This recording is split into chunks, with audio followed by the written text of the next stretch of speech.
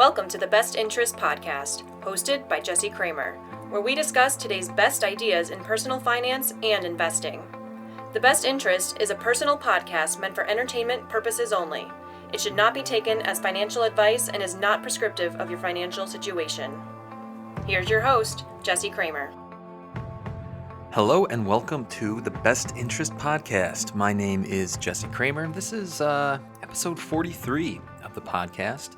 I've got a few fun things to talk about today. To start with, recently published a couple articles 2 weeks ago that I won't go into too much detail today, but you can go to bestinterest.blog if you want to read them. One of them is a quarterly net worth report. So every quarter I publish a net worth report that simply states, if I've been able to save money, how my investments have done, only because I want to be transparent with you guys and show that I practice what I preach. I practice the budgeting methods that I preach. I practice the investing methods that I preach. And I want to show you guys what the results look like so that you know for yourself what's going on there. Then the second article that I'm not really going to get into detail about is about chess, actually. There's this pretty big cheating scandal going on in the chess world, and I am very much a loose amateur fan of chess, and I know just enough to be dangerous, which isn't that much. But it's a pretty interesting story about cheating at the highest levels of chess. And the article I wrote, it's somewhat a breakdown of the timeline of the last month, like what happened, when it happened, how has the drama unfolded. And I think I do a reasonable job from a journalistic point of view of explaining the series of events. But then also I get into a little bit about incentives, because when I see the story, I see some interesting incentives where many of the different people involved have incentives to defend themselves or defend their own point of view. Some people have incentives to kind of fan the flames through producing, for example, YouTube videos about what's going on. Even there's a website that's trying to be this kind of in-between, but they have an incentive that motivates their actions. So the point being that there's this really famous quote, show me the incentives and I'll show you the outcomes. Well, everyone's got their own incentives in this story, and so it's really hard to know who's being honest or who is simply defending their incentives. So I highly recommend that article, even if you're not a chess fan, because it'll catch you up quickly on what's going on there and then shed a little bit of light on at least how I'm thinking about the different people involved and whether they're guilty, whether they're innocent, and whether they're acting in good faith or not.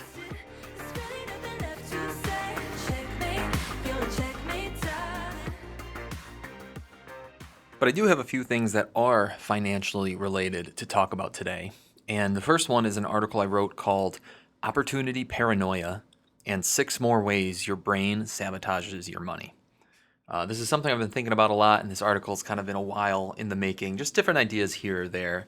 But it starts with this simple phrase, which is probably the most significant outcome from psychologist Barry Schwartz's research described in his book called The Paradox of Choice. And the simple phrase is, less is more, too much is stressful. And then Barry Schwartz goes on to explain, and he says, while increased choice allows us to achieve objectively better results, it also leads to greater anxiety, indecision, paralysis, and dissatisfaction. So I'll say that one more time.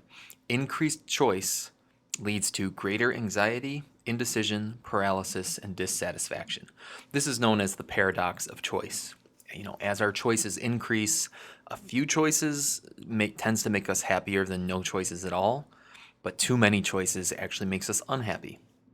And this idea is most often applied to consumer scenarios. So for example, chocolate or vanilla, that dichotomy, is less stressful than here are our 50 flavors, you need to choose one.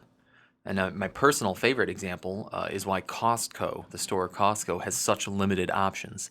If you want peanut butter at Costco, here's your Jif. If you don't want peanut butter, that's fine. But you don't have to make a decision between 12 or 100 different brands like you might at a Wegmans or another smaller grocery store. But when applied to personal decision-making, Schwartz's research is commonly called analysis paralysis. It's the inability to make a decision due to overthinking. Our own thoughts create too many choices, and we second guess ourselves, we stall, we stress, we flail, and ultimately we fail. Now, this analysis paralysis it creates four major problems in day-to-day life. First, analysis paralysis, it lowers performance on mentally straining tasks. And on the blog, I have links to studies that back up all these assertions here. So analysis paralysis, it lowers performance on mentally straining tasks. Simply put, our brains have limited quote-unquote working memory. It's just like a computer. If you use that working memory on overanalyzing, you'll have less of it to use on more important tasks. Second, analysis paralysis kills creativity.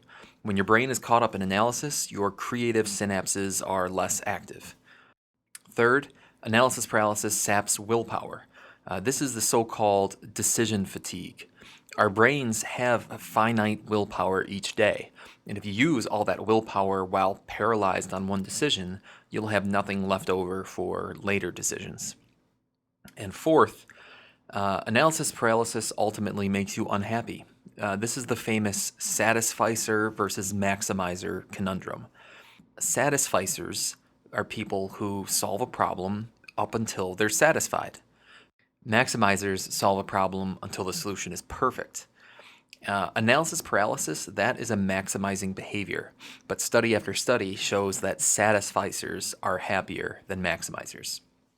So analysis paralysis, in other words, it's bad. And it certainly creeps its way into personal finance. I hear a new story every week. It's a significant and common source of financial stress. So here are 6 common ways that I see analysis paralysis in personal finances and what you can do to avoid it.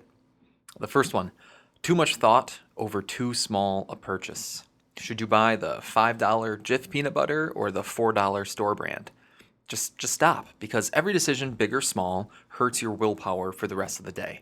So don't waste a decision on $1 worth of peanut butter. Next, opportunity paranoia, or the preoccupation with determining everything's opportunity costs. This is especially prevalent in the FIRE community, where the zealots view every facet of life through the lens of money and time. I could spend $50 on dinner, but if I invested that money, I might have $1,600 in 50 years. Well, sure, you could. Every decision today has a painful opportunity cost in the future, but skipping today's nice dinner and every nice expense ad infinitum might make you the unhappiest guy in the nursing home and the richest guy in the graveyard. This money, you can't take it with you. The next way analysis paralysis hurts your personal finances: knowing everything before jumping in. If you insist on knowing everything about budgeting, investing, etc. before starting your personal finance journey, you'll stagnate on the starting line forever, zero progress. There's nothing wrong with a little self-study, but you have to admit eventually, you can't get wet unless you jump in the pool. So set a deadline to take action and follow through. The next way that analysis paralysis hurts personal finance is through picking stocks, timing the market, and other pursuits of perfection in investing. It's so enticing for investors, like all people, to seek out "I'm smarter than you" scenarios. But time and again, the data shows that most professionals aren't smarter than the market. So what chance does an amateur have? Instead, diversify your portfolio, buy and hold, and keep a long-term mindset. Fourth, the next one comes from the Iyengar study, which there's a link to on the blog, which shows that the more investment choices in a 401k account, the less likely employees are to participate in it. That's just classic analysis paralysis. More choices equals more analysis, and more analysis is more paralysis. So the lesson there is to do your best to avoid scenarios with too many choices.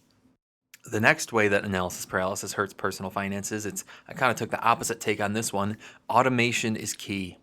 The decision to automate removes 100 decisions in the future, if not more. So with banking, investing, budgeting, bill pay, most of it, if not all of it, can be automated. This is what Ben Franklin said hundreds of years ago: a stitch in time saves 9. One decision to automate today saves hundreds of decisions in the future. And the final way that analysis paralysis hurts your personal finances is by making perfect the enemy of good enough. This is similar, I suppose, to that maximizer versus satisficer decision we talked about earlier. So my budgeting, my personal budgeting, is rarely perfect. I'll find myself at the end of the month, I'll reconcile my accounts, and I'll realize that, $16.35 is missing and the balances don't quite line up. So I could spend 30 minutes reviewing every line item in my bank account and every line item in my budgeting software, and I probably could find that missing $16.35. Or I could just chalk it up to a mistake, realize that I spent the $16 on something, and just add in a fake $16 expense into one of my catch-all buckets in my budget. Knowing that I got $3,000 of monthly spending perfectly documented, my time and my brain power are worth more than a $16 mistake. And this brings me to perhaps my favorite quote from the book, The Paradox of Choice, which is, when asked about what they regret most in the last 6 months, people tend to identify actions that didn't meet expectations. But when asked about what they regret most when they look back on their lives as a whole, people tend to identify failures to act. Personal finance and investing can be cruel if you fail to act. So don't let analysis paralysis get in your way.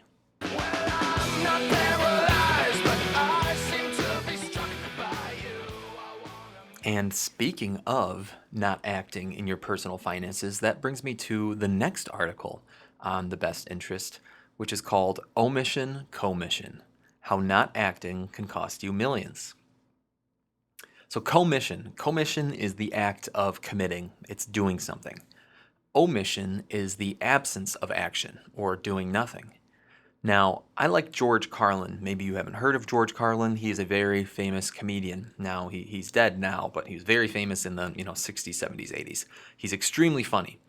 But I've always had at least one issue, with his jokes about voting and the government. I could never quite put my finger on the issue, though. And secondly, I don't vote because I believe if you vote, you have no right to complain. People like to twist that around, I know. They say, well, if you don't vote, you have no right to complain. But where's the logic in that? If you vote and you elect dishonest, incompetent people, and they get into office and screw everything up, well, you are responsible for what they have done. You caused the problem. You voted them in. You have no right to complain. I, on the other hand, who did not vote, who, in fact, did not even leave the house on election day, am in no way responsible for what these people have done, and have every right to complain as loud as I want about the mess you created that I had nothing to do with. So the quote there that I want to focus on, right? You caused the problem. You voted them in. You have no right to complain. I, on the other hand, who did not vote, who in fact did not even leave the house on election day, am in no way responsible for what these people have done, and have every right to complain as loud as I want to about the mess you created that I had nothing to do with. So that is really funny. But in writing this article, I realized my issue with Carlin's logic. He's suggesting that omission, his choice to not vote, by default, absolves him of responsibility. And I don't think I agree with that idea, and I'm not the only one. And that brings us to the famous trolley problem. It might be the most famous conundrum in all of philosophy. So the trolley problem is this. You're watching as a train heads down the tracks, straight towards 5 strangers tied to the rails. You can't run fast enough down the tracks to actually untie them and help them. But you can reach the track switch to divert the train onto an alternate track. But there's one problem, because another stranger is tied to the alternate track, just one stranger. In other words, just to emphasize what's going on, if the train keeps going the way it's going to run over 5 people. If you divert the train on the alternate track, it's going to run over 1 person. So what do? If you do nothing, omission, the train kills 5 strangers. But you didn't tie them there, right? You're nothing more than a coincidental, unfortunate bystander. So why should you feel any guilt over that? If you do pull the switch, commission, you save those 5 lives. But you also play executioner for the poor sap on the alternate rail. You're no longer a bystander, but you're taking an active role, including an active role in one poor guy's death. Omission kills 5, commission kills 1. So what should you do? We won't really try to answer it today, but we can say this. Both omission and commission have their costs. It might feel like omission bears less guilt, but that's just your feeling, and it's a biased feeling at that. Those 5 dead guys really wished you had chosen to act. And in fact, this biased feeling, it's well documented in psychology, and it's aptly named the omission bias. It's an irrational bias that we feel sometimes where we believe that not acting absolves us of guilt. So I recently listened to Joel Larsgaard, who's Joel from the very famous podcast How to Money, and Ben Miller from the Chronify podcast. They were discussing a bunch of different personal finance ideas on Ben's podcast, and I loved how they framed omission and commission in personal finances. Investing is an act of commission. You choose to put your money at risk. Sometimes your capital grows and sometimes it doesn't. The commission of risk taking, it leads to gains and it leads to losses. Now, omission is a decision to not invest. Typically, that means that you might deposit your money into a savings account at the bank. No risk, no gain, no loss. But is that right? Is there really no loss from omission? Because when I compare a couple basic investing strategies, commission, to not investing at all, omission, I really like the results from commission. So I took a look at a 60-40 portfolio, that's 60% stocks, 40% bonds, over the past 50 years. It has 9.9% compound annual growth rate with no 7-year periods of negative performance. And there are some charts showing you this data on the blog. So that was 9.9% per year for a 60-40 portfolio. Next, I looked at a 40-60 portfolio. 8.9% compound annual growth rate over the past 50 years with no 5-year periods of negative performance. Finally, over the same 5-year period, I looked at a savings account as measured by the federal funds rate. It returns an average of 5% per year. So that was 9.9%, 8.9%, and 5%. But we need to go one level deeper because over these same 50 years, we've seen average inflation at 3.9%, and that slowly erodes the value of our dollars. And that means the real returns of these 3 simple investments are 6% per year for the 60-40 portfolio, 5% per year for the 40-60 portfolio, and 1.1% per year for the savings account. 6%, 5%, 1.1%. So commission, even in a boring 60-40 or 40-60 format, provided 5 or 6% real returns per year, magnifying someone's spending power by over 1,100% over those 50 years. Was it a bumpy ride? Kinda, sorta, sometimes. There were some periods of negative performance, but a long-term investing mindset cures that. Omission, meanwhile, provided a 1.1% annual real return, increasing spending power by 72%. So omission has no loss? Omission absolves us of responsibility? No way. I know what I'm voting for.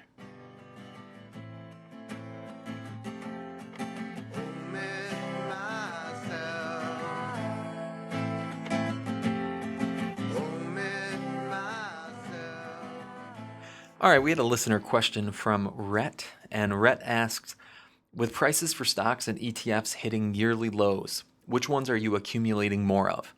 Also, thoughts on the 2023 market looking forward?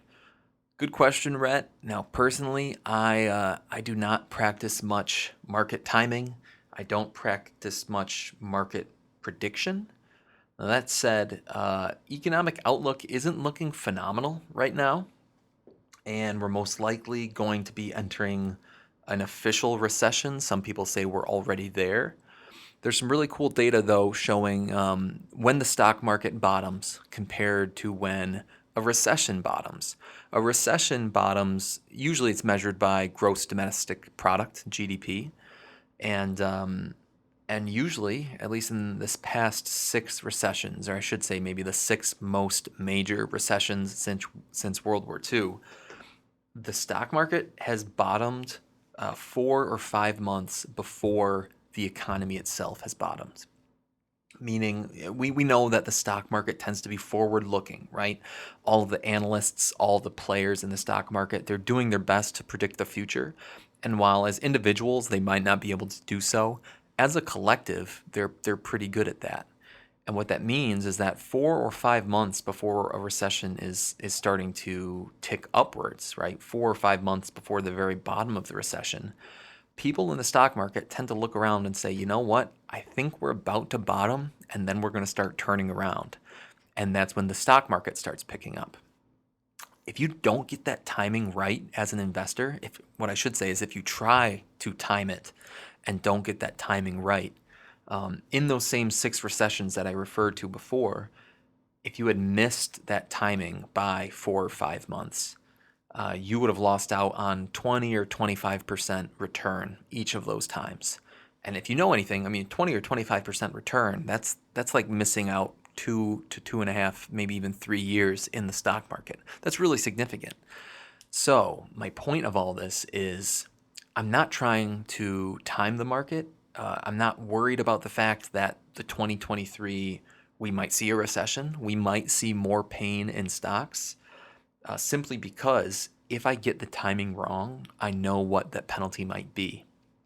And I'm not willing to sit in the future, put myself in the year 2040, let's say, and look back at 2022, 2023 and say, shoot, my portfolio would be 20% higher if I had timed the market better.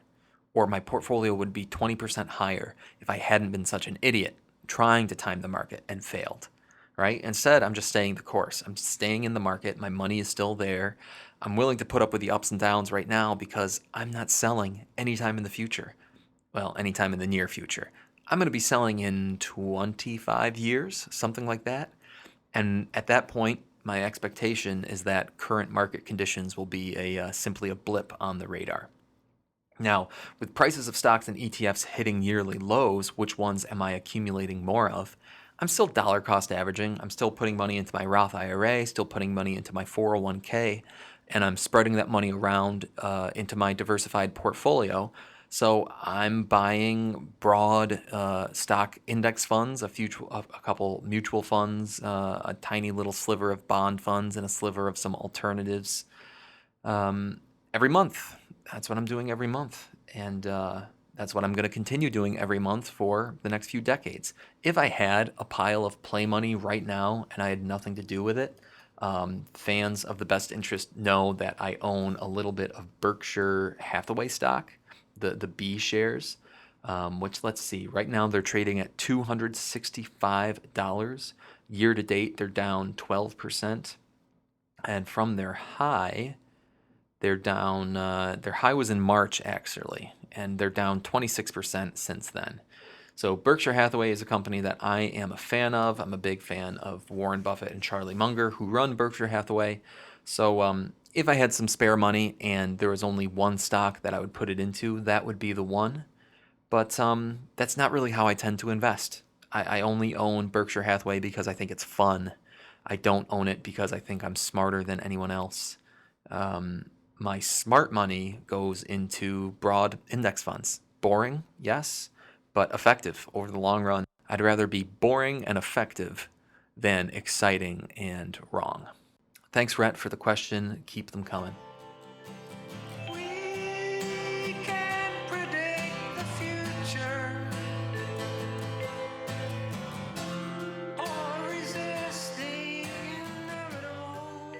And listeners, thank you for listening to this episode of the Best Interest Podcast. If you want to send your questions in, you can email jesse@bestinterest.blog, or you can go to the blog, go to the podcast page, and on the podcast page, there's this little thing called SpeakPipe, where you can just press a button and you can record your question, and then I'll get the audio file, and I'll throw the audio file straight into the podcast. Or if you'd want, you can probably just record the audio on your phone and send me that audio file via email. Either way, whatever you want to do. Oh, and one more thing. You might listen to other podcasts, and you might wonder, why do all these podcasters ask me to rate and review their podcasts? It's a great question, and the answer is, well, it kind of helps our podcasts grow, And in the long run, if I'm trying to get this information in front of more people, if I'm trying to help more people on their personal finance journey, it's helpful to get it in front of more ears. So rating and reviewing the podcast is a great way to do that. So if you enjoyed this podcast, if it helped, the favor I would ask of you is to go to Spotify, go to Apple Podcasts, wherever you listen. You can just go right in the app on your phone. And if you're so inclined, leave a 5-star rating and leave a review of the podcast. I really appreciate it. And thank you guys for listening. Thank you for listening to this episode of the Best Interest Podcast.